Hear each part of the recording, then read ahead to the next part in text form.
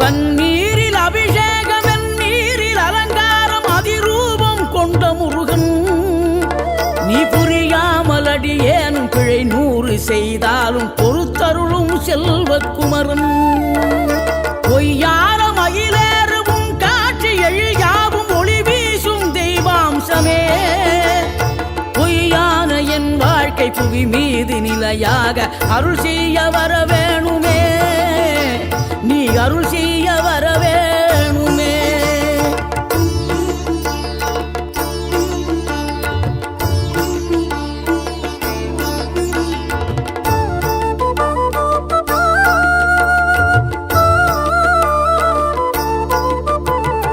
இகழ்தலையும் புகழ்தலையும் ஒரு முகமாய் கருதும்படி செவி உரைத்த முத்து குமரன்